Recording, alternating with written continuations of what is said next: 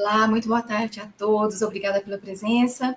O Piano e Suas Perspectivas é um programa da Escola de Música e Artes Cênicas, Reitoria Digital e Pro-Reitoria de Extensão e Cultura da Universidade Federal de Goiás, Mississippi State University e Universidade del Atlántico, com apoio da Fundação para a Ciência e Tecnologia de Portugal, Centro de Estudos de Sociologia e Estética Musical da Universidade Nova de Lisboa, Centro de Estudos Brasileiros, Rádio Universitária e Rádio Brasil Central FM. Fazem parte da equipe do programa Além de Mim, Pablo Lisboa, Rosângela Seba e Amiro Rodrigues Nunes.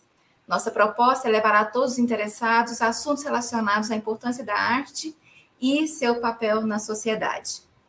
The Piano and its Perspectives is a program of the School of Music and Performing Arts, Digital Department and Provost of Culture of the Federal University of Goiás, Universidad del Atlántico, na Colômbia, and Mississippi State University, with support from the Foundation for Science and Technology of Portugal, Center for Studies in Sociology and Musical Aesthetics of the University of Lisbon, Center for Brazilian Studies, Radio Universitária, and Radio Brasil Central FM.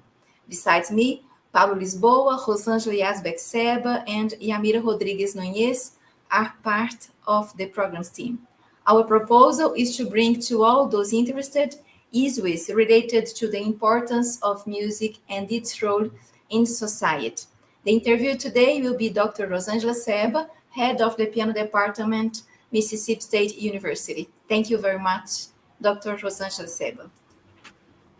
Good afternoon, good evening to everybody in Portugal, Colombia, Brazil, and the United States. I have here wonderful colleagues of mine, Jessica Koebbe, Gina Hart-Kemper, and David Córdoba.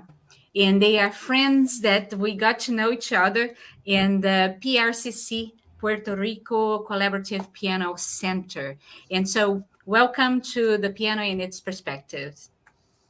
Thank you. Hello, thank you for having us. We are going to talk about music and the importance of music and the importance of piano.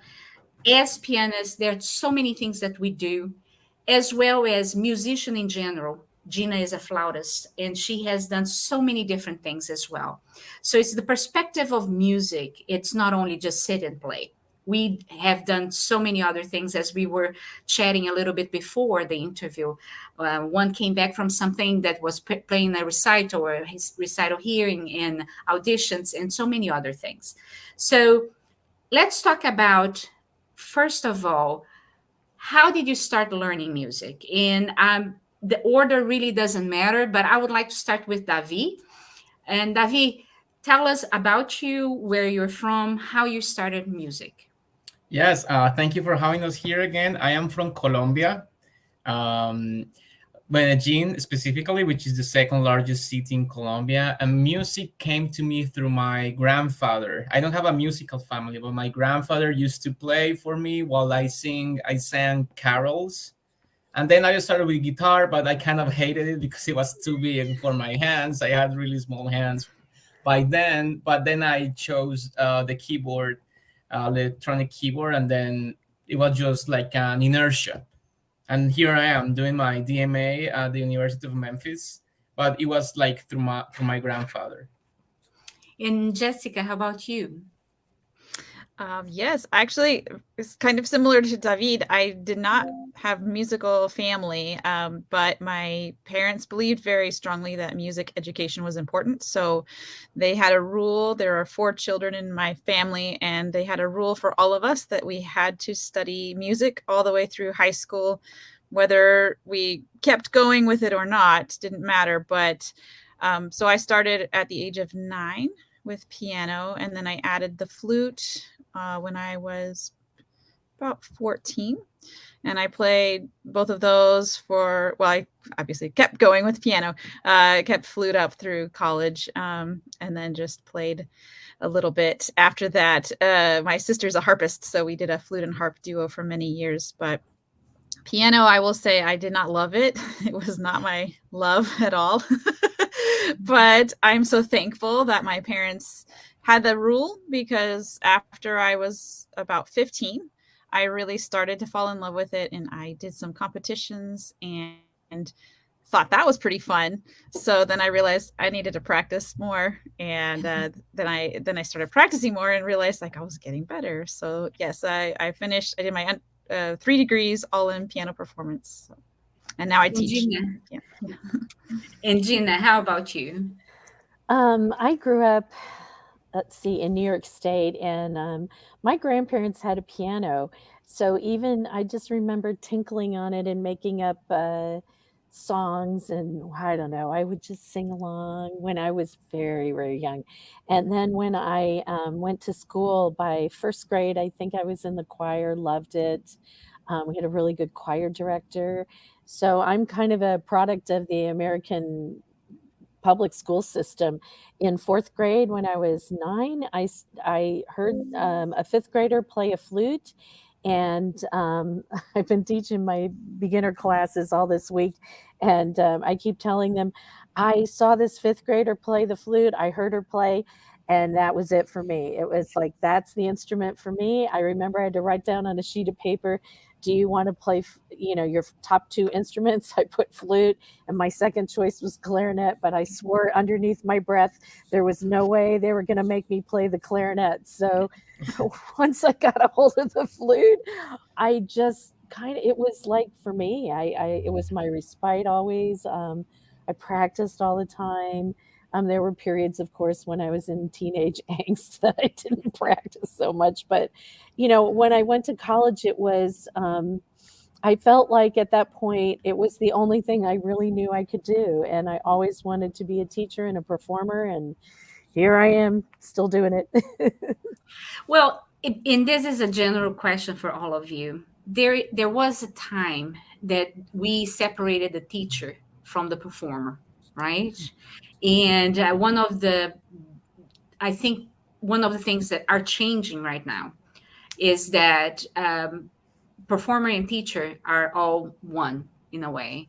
And I do believe, and this is not only me, but that a good teacher is the one that performs.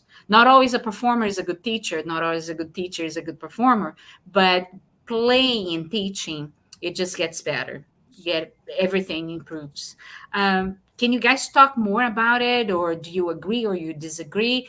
And this is an open conversation, and I will just let whoever wants to start first.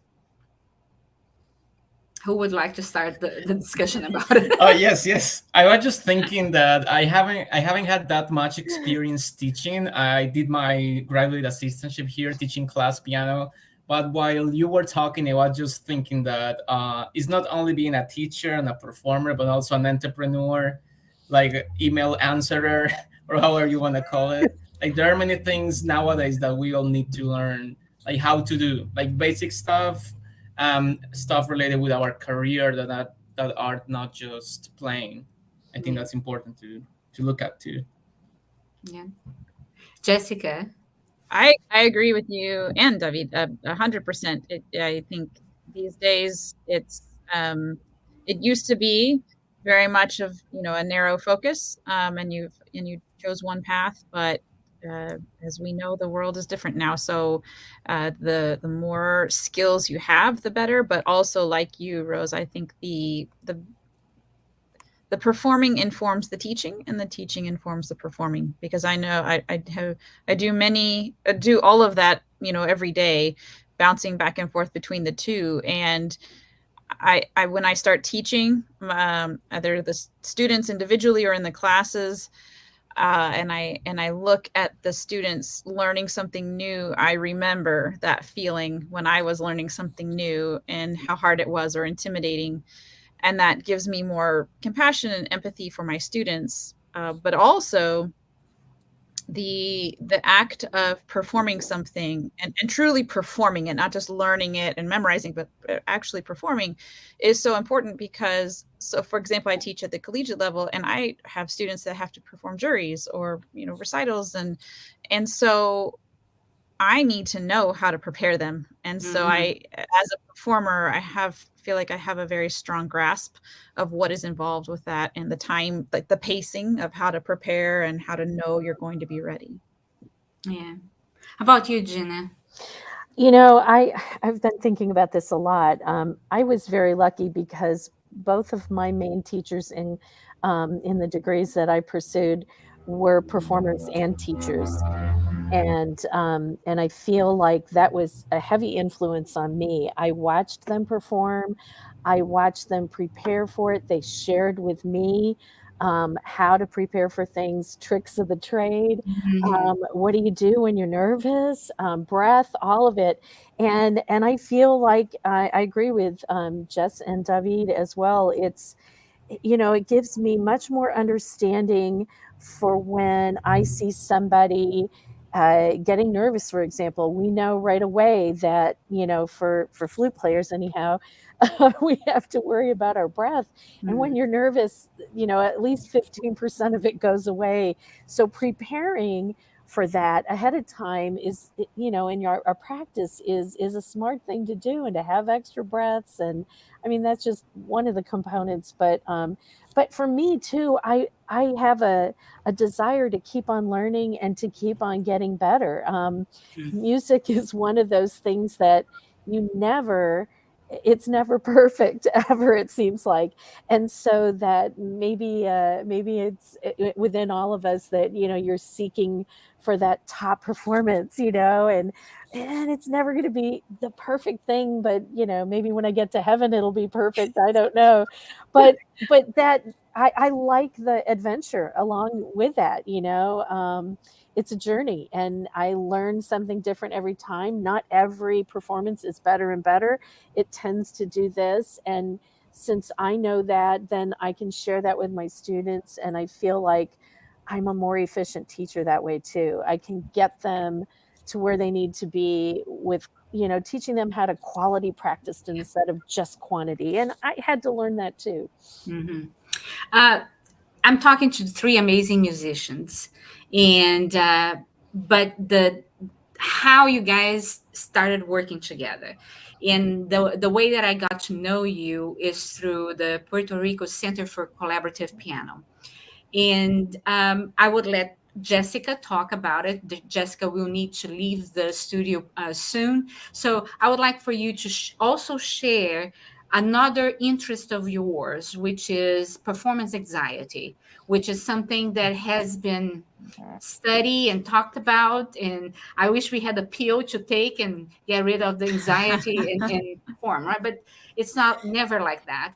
So can you talk a little bit about the performance anxiety survey that you also are collecting, as well as then the PRCC? You bet. Thank you.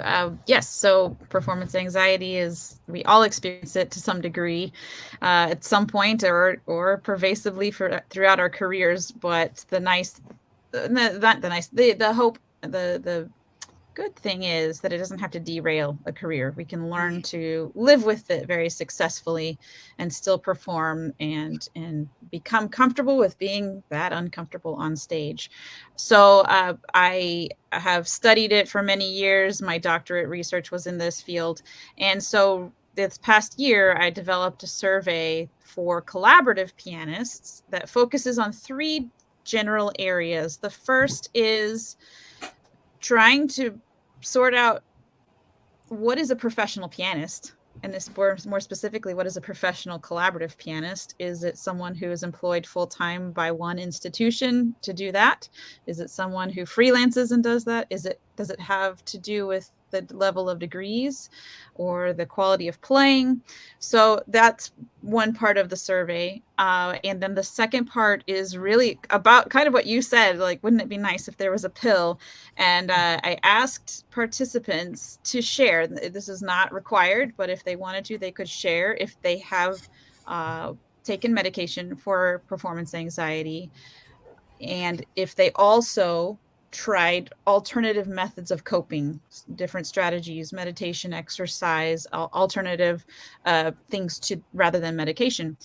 And then I asked them, those who chose to participate in that part of the study, I asked them to rate their symptoms on a scale when they were on medication versus when they tried other forms of coping strategies. And the data is coming back. It is very, very interesting. I'm excited to be able to publish this pretty soon. And then the last area that I ask is, because the survey is really for collaborative pianists, like I said. So I'm asking them, do they perform by memory, or do they perform with performers who play by memory? And if they feel that that element impacts their level of anxiety when they perform. So I invite anyone to participate in that survey. It's available in English and in Spanish. And I have to say a huge thank you to David, because he was the one who translated this for me into Spanish. And we've got some projects in the works down the road with all of this. So I'm very grateful. And we've had a large response, and I will be starting to look at the data later this fall, early in the spring. And then go ahead. Open for us to share this with the audience? Yes. In case they want? Okay, I will ask Andrea to maybe she can put the link, and then the Spanish link as well for those who don't speak English. But while she work on this, let's keep going, and maybe by the end, or we can put it that on the YouTube if it doesn't work right now. Wonderful. But that is something that I also participated, right? I think Yes, I answered the question there. And it's interesting for me too to know the results of your study. That would be wonderful. Not yet. I would like to, and here is a performance that I heard. Well, we're not there yet, but we talk about the PRCC and your project in Puerto Rico. Yes, we are all part of this organization. We just finished our 3rd festival down in San Germán, Puerto Rico. And Gina and I began working together. We both live in the same city, and she is my collaborative partner. So that's an absolute treat for me. But we began working together, I think, maybe 10, 11 years ago, Gina, at the same university. And we met and just have never stopped talking since. And so as soon as this opportunity appeared, I knew I wanted her on board. And so it was her and then me, and then Ko-woon Lee, another pianist here in Kansas City. And then from there, we grew our committee, and Ko-woon had met David at a conference. And as soon as she met him, we got this email saying, oh boy, I met this amazing pianist. He's fantastic. He's really organized. And that's what Who cares about that? Yeah, that's a big deal. And very responsive is what she said. And I was like, let's get him. So then the 3 of us began working together 2 years ago. Yeah, last festival in 2022 was David's first festival with us. So, correct. And then we have a broader team, because this is a big endeavor. It's an international festival, and it has 2 tracks for undergraduates and then graduate and professional. So there's a lot of parts. And so the rest of our team is Anna Rutkowska-Szok, who is a Polish pianist and lives in Poland. Bartolo Vargas, who is a musician from San Germán. And so he's a huge part of our ability to function there in the island. And then we have Dr. Catherine Garner, who is the head of collaborative piano at Appalachian State University, and also Ko-woon Lee, as I mentioned, who is here in Kansas City and teaching at Washburn University. Yeah, I met all of them, and they are wonderful musicians. Not only that, as you said, they are responsive and organized. That's a big deal. Answer our emails. We try. And we are chuckling and giggling because we all have an administrative part in our jobs, or not part of the job, but somehow we're involved. And that is one of the skills as musicians that you have to have. I will ask also Andrea to add make it available at prccp.org, prccp.org, which is the Puerto Rico link website. And I know that there are competitions as well, right? Can you talk more about the competitions? Can they be online or just face-to-face? I will start the answer and then I'll turn it over to Gina because she's our coordinator for the competitions. But Okay. There are 2 competitions, one for the undergraduate and then the other for graduate and professionals. They are we're no longer doing them online because now that we've moved through COVID, I think we're back to in person and we're Yes. focusing on that. I will say I'm going to let her talk more specifically about them. However, one unique part of our festival and our competition is that we are very focused on being an inclusive organization. So we are bilingual. We are all of the repertoire that we assign and perform during the festival is from composers who have historically been marginalized through classical music. And then also we felt very strongly that we needed to have competitions for everyone. So there is no age limit on any of these, either track of these competitions, because we understand that a lot of people go back to school. When my very first teaching position, one of my Uh-oh. Oh, I think we lost her. Yeah. She was having problems with the internet. Gina, can you take over? Yes. This past year, I'm not sure what Jess was going to finish her sentence with, but I can tell you, this past year we had all of the both the competitors and the non-competitors work on 2 pieces this year with a guest artist, and I'm always one. So you might be assigned a piece with a flute. You might be assigned a piece with violin or cello. We also had some 4 hands pieces. And again, we chose pieces for everyone to work on before they came to the festival that were historically underrepresented composers. This year, I got to choose a lot of the repertoire, of course, with the help of everybody on the committee, because they're the pianists and I'm not. But we had a lot of women composers, and that was really powerful for me, and a lot of different eras of women composers as well. There's more music out there than you think.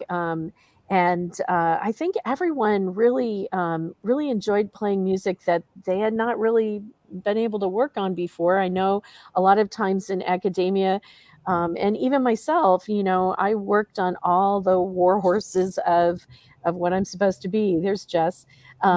So it's really it's a way to expand all of our horizons. All of us, even the guest artists, we're sometimes learning pieces we've never gotten to play before. So can you explain the process? So if I am a student or a professional musician and I want to participate, what is the process of that? Get to your website and register, but how does that work? On the application, you select when you're initially starting if you are going to attend the festival as a competitor or as a participant. So if they're interested in competing, then they would select competitor, and then the application puts them into, it asks the questions to put them in the correct category. We don't have. Oh, go ahead. No, I would like to add about the side reading stuff that we did, but you can finish and then I can mention it. Oh, yes. I will say that the applications for 2024 are not live quite yet, but they will be soon. So in that case, I will not select my repertoire, but you will select the repertoire and find a soloist for me. And when I get there, do I have time to rehearse with the soloist, or when do I start performing, or is that like a sight reading and come on and perform like same day that you meet your soloist, or what is the procedure?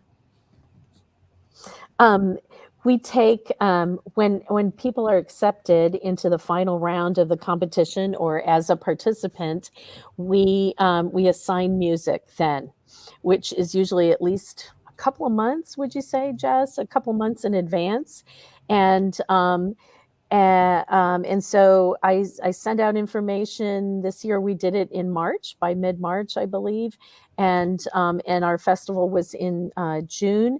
And so when you come to the festival, you need to come prepared and know your piece. And then you get to have rehearsals every day on your pieces. And we have a recital for those who do not want to compete. And we also have a recital for those who are competing.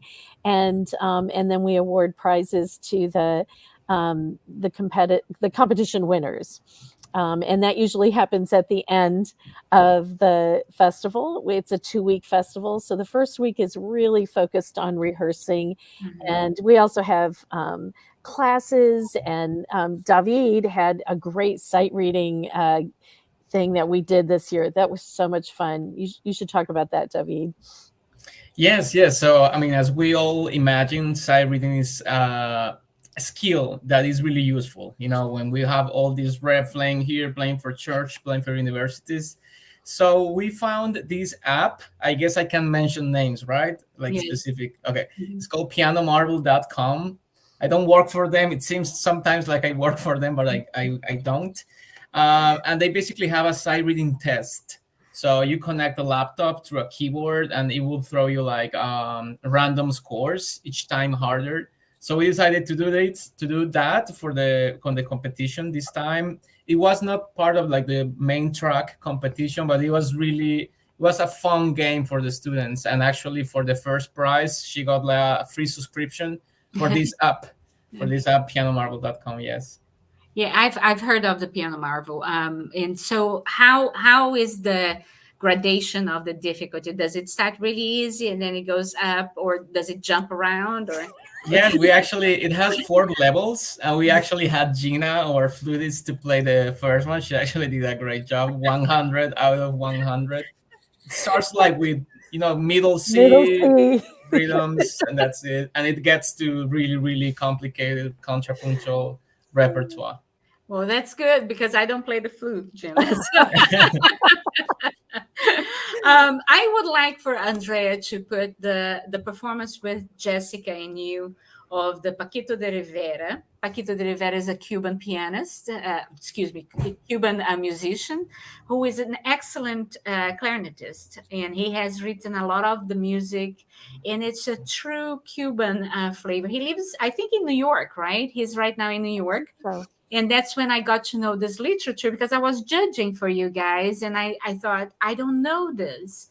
And then I had the privilege to have performed this with my clarinet professor here. Once I came back from Puerto Rico, I said, I need to learn this, because it's one of the most amazing piece. It sounds very pleasant, very easy, but it's not, especially when it changes the time signature. So let's listen. It's a short piece. It's only 4 minutes. I hope we can listen to the whole thing.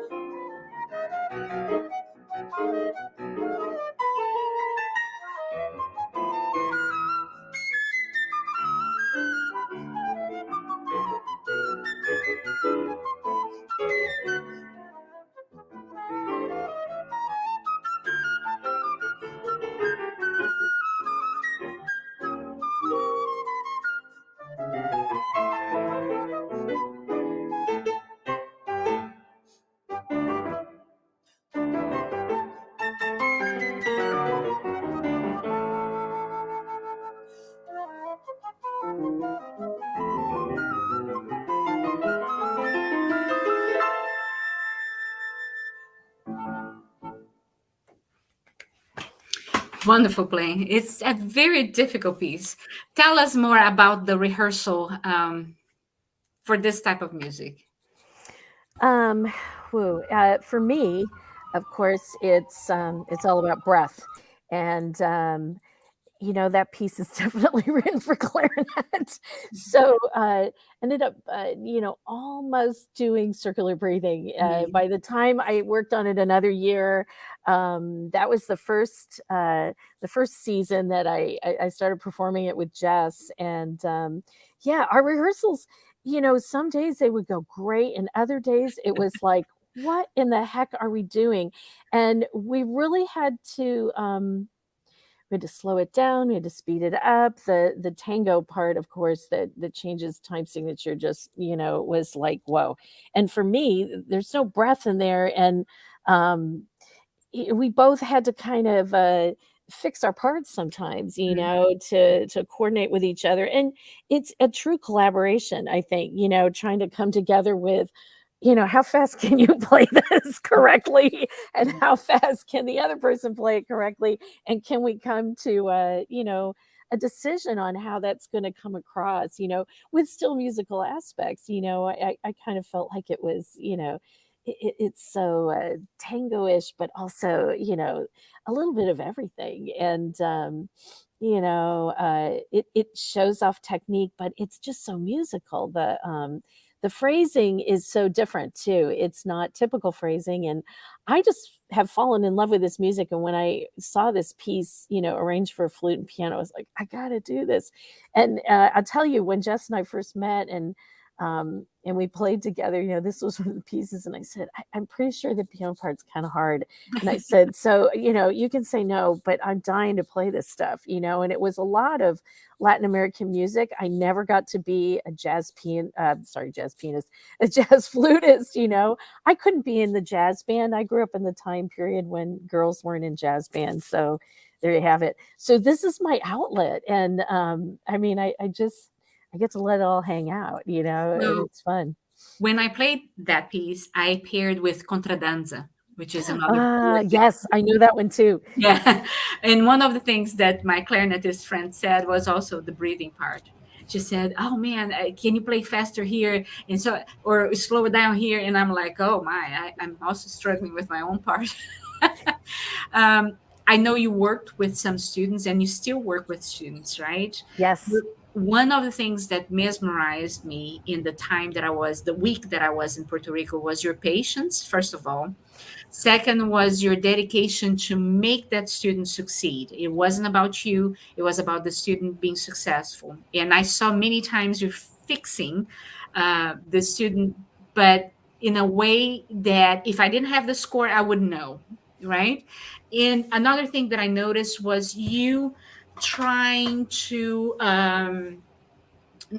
spend time in the master classes as well, and participating in the master class so the student would learn.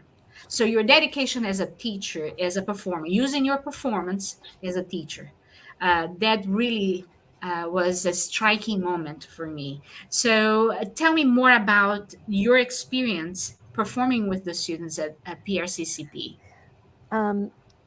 It's my favorite job.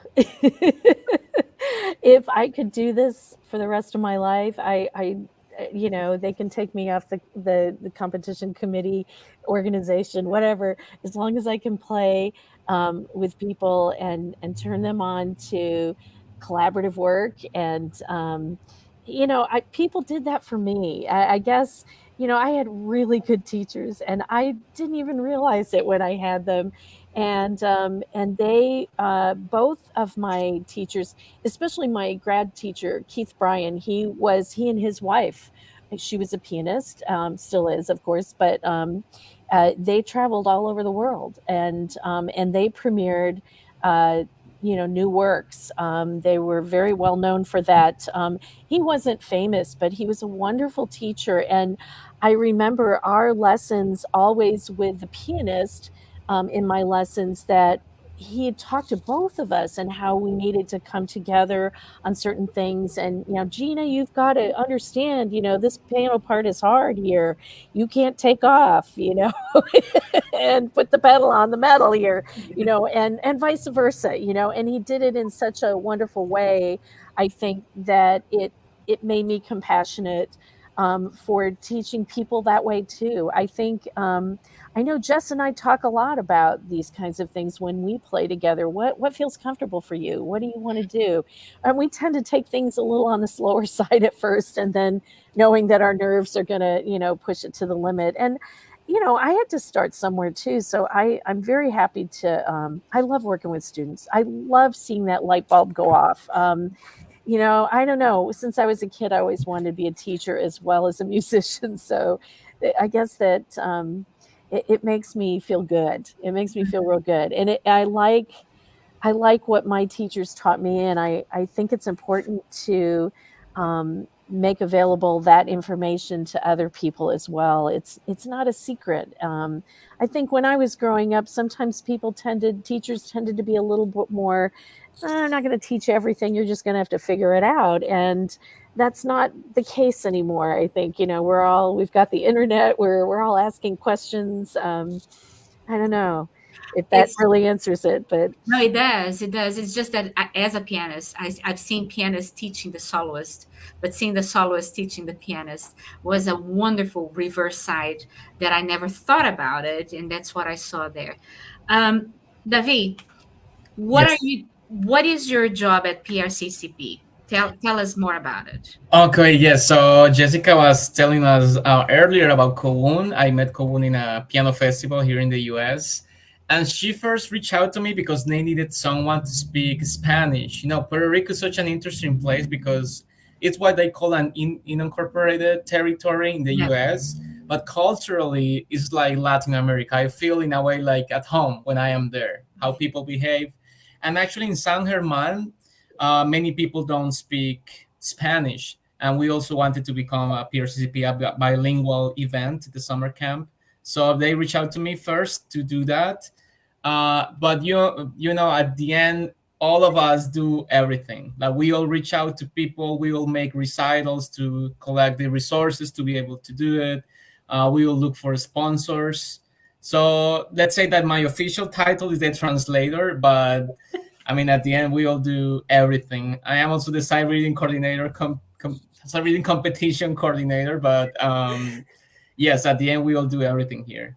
So I would like to show David in one of his collaborative performances, and I would ask Andrea to choose one because I sent her several links of you performing. There's a violinist, there's a singer, there's also a solo performance of you in the Beethoven second. Would you like for us to show the Beethoven second? That would be great. Yeah, maybe a little bit of that, because again, it's another myth that I would like to talk about. Are you a soloist? Are you a collaborator? And that's another myth for pianists. I believe that we are all, but anyway. Here is your performance. And maybe if we can scroll a little faster so we can hear him. And yes, maybe the introduction is pretty long. So yeah.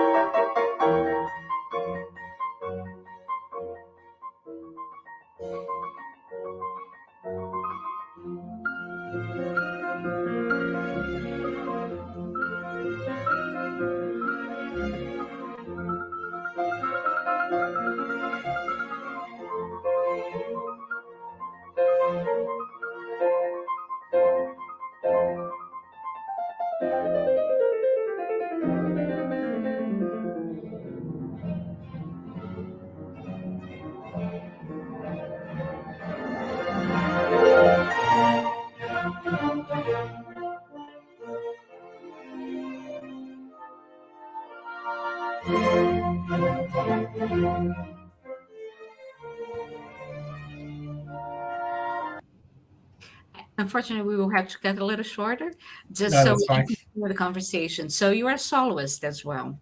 And as same way, you are a collaborative pianist. Let's discuss this a little bit because, again, what you guys are doing is something very special. Gina is working as a soloist to help pianists, which is something that is usually the reverse. You are a soloist who is working as collaborative pianist. So tell us more about what you do besides being a soloist. Yes, so it's interesting how we all get to where we are.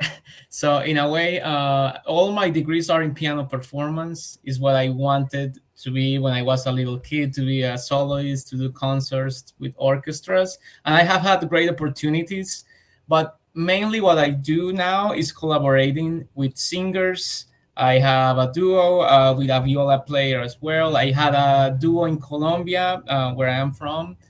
And right now I collaborate with different organizations here in Memphis. I play for several choirs, and I also staff pianist at Arkansas State. And I will start working in Ole Miss at the University of Mississippi too.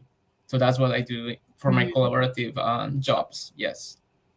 And so in that case, being a collaborative pianist, you pretty much accompany from voice to any instruments, right? Correct. Yes. I even do tracks for singers. So that's also another part. And in that case, how does that work? In which case? Doing the tracks for yes. That's the case for Arkansas State. Jonesboro is like 1 hour and a half from Memphis. Yeah. So in the pandemic, that was something really interesting because, the contact was different. So they requested us to do tracks for singers. So they will send us the score with the markings, with retardandos, with tempos. I don't know if we can call that collaboration. In a way it is, but we are not listening to each other. So I think in a way it kills the magic and the, the fire that you can have in a live performance. But we did that. We did do some tracks for the singers there. So in that case, and again, this is a conversation as a professional collaborative pianist. Sorry to ask about this, but you have a contract and you get paid by the hour, by the contract, by the music, by the soloist, or how did that work? Because in a way, I also would like to give ideas to other pianists that are listening to this. There's a need for pianists. I just came from a conference a year ago in Queens, New York, and the dean of one of the schools in Texas said that there has been a 25% decrease of graduation in piano performance. And if we continue this way, which is continuing, if we continue this way, we will be working online like the way you were saying.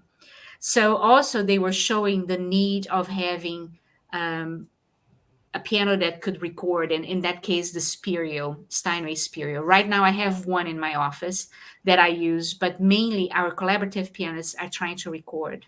So our soloists, because the demand of collaborative pianists never ends, and in fact, is now way more than it is because the decrease of graduations. So can you explain a little bit? Specifically about the payment? How we can hire, how our pianists are being hired, how are we getting, for example, I give you an example. When they hire me to do something, they will say, okay, there's this recital, and I would like to have 4 rehearsals and 1 performance, or 4 rehearsals and 2 performances. What is your fee? Or I did not do what you're doing, which is recording with everything. I have never done this before. So here is the amount of music that you're going to be asked to record. Here's your contract. Is this per hour or is this per contract? We have collaborative pianists here in my department. In fact, we have 4. 2 full-time, they're full-time collaborative pianists. And then we have 2 part-time, which right now they are full-time. And they are paid by the amount. So per student, they get a fee. And with that, there are 4 rehearsals and 2 performances, which includes the jury at the end of the semester. I know that in some places in the United States, there are more pianists than others. But in some other places, we can't find them. So can you talk more about that? Yes, no, definitely. There is a big demand for pianists, and here in the Mid-South, it's true. I guess I can say this. If you, Dr. Seba, know someone, they called me recently for University of Mississippi. They need someone to go one day because Oxford is such a little town. Yes. So they don't have that many freelance pianists like there or close. So yes, they need someone to go one day there. And to answer your question, I've seen everything here, like in this area, but it's mainly per student. What I've seen, like, I don't know, 400, 500 per student. Actually, the University of Memphis is the opposite. There are a lot of freelance pianists here in Memphis. So it's basically like per service, per jury. Like people charge per rehearsal or per recording or the recital. And for singers, there is actually a contract for you to go to all the lessons, like half the time, 30 minutes, playing some studio recitals and playing the juries as well. And it's always around $400, $500. It's like the average I've seen here per singer. Yes. Per semester in that case. Per semester, per singer, yes. Yeah. I think also another thing that if we're going to talk about the need is church musicians. It's been another thing that for a long time we had many church musicians, organists as well as pianists, and even conductors. And it has been more and more a decrease, especially in small towns, as you said. Now, the capitals usually will get some more musicians available. Well, I'm saying this because the majority of people that are going to listen to our interview will be pianists, but musicians in general. And I would like to say that music is important. There is a demand for music. There is professional engagements for musicians. This idea that my son or my daughter should not pursue music because they will starve, I think it has to do with being a musician. You can not do 70%. Which some professions will allow this to happen, and you still can make a living. But if you play 70% of your correct notes, you're fired, right? That's true, yes. I would like for you guys to say anything you would like about an advisement, since I just said this. Give an advisement to a young musician. What would you say? Well, that's a tough question. I will say that there are things to do, but we need to be creative about our own careers. Nothing is gonna get to us just because we are good. Like, we need to work for it. But I have the hope, like with all this artificial intelligence and technology, I really have the hope that live music is gonna have an even more important place, as you were saying, in churches, in events. So my advice will be, like, it's something worth doing, but you need to nurture your career and your own passion. Like, nobody's gonna give you that but yourself. Yes, I agree with you, David. I think the other thing I would say is to pursue your passion and be passionate about it and share it with others, and realize that you might not always get the respect you deserve, but it's your chance to educate everybody on what you do. And music is a very powerful thing, live music especially. It can heal, it can nurture, it can teach. It does a lot for the soul. And we need that more than ever in the 21st century, I believe. And you can't give up. That's a lot of it. Perseverance. Yeah, I still would like to listen to your performance, in Jessica performance, of another short piece that I had put, the Miguel de Aguila, sorry, Silencio, right? Andrea, let's listen to that performance. I may cut short just to end the interview today.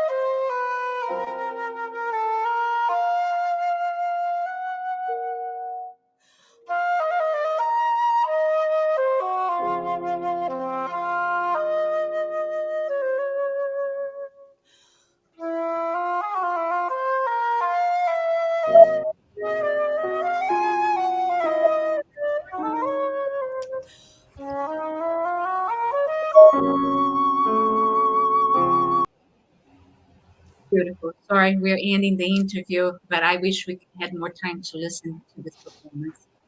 Gina, can you talk a little bit about the composer, just a couple of sentences? Yes, a Venezuelan, lives in Miami, Florida, I believe. Writes a lot of orchestral music as well as piano pieces. He wrote that piece for Nestor Torres, Puerto Rican flutist, jazz flutist, and I got to hear him play it live. And again, this was when I first met Jess, and I was like, oh, I love this piece. I don't know, I think it's too hard for pianists. And she was like, I'm game. And I was like, I'm it. So there you have it. Well, I had the pleasure to talk to Jessica Koebbe, Gina Hart-Kemper, and David Córdoba, one of the many organizers of the PRCCP, Puerto Rico Collaborative Piano Center, that meets in San Germán, and also wonderful musicians, professional musicians in their own career and interests. So I really thank you all for participating in this interview. And I would like for also to make it available to anybody who is interested in participating in the festival to look at prccp.org and apply for the competition, apply for the festival. It's such a wonderful opportunity for all. Thank you very much. Thank you for having us. Thank you. Thank you very much for these you. wonderful musicians, Jessica Koebbe, David Córdoba, and Gina Hart-Kemper. Thank you very much. And the beautiful and amazing interview, Dr. Rose. Thank you very much. Thank you.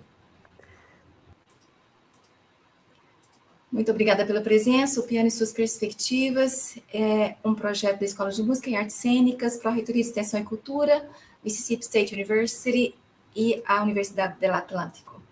Além de mim, fazem parte desse projeto a doutora Rosângela Seba, doutora Yamira Rodrigues Nunes e Pablo Lisboa.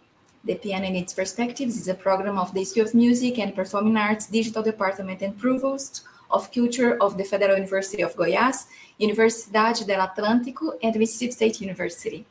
With support from the Foundation for Science and Technology of Portugal, Center for Studies in Sociology and Musical Aesthetics of the University of Lisbon, Center for Brazilian Studies, Radio Universitária, and Radio Brasil Central FM.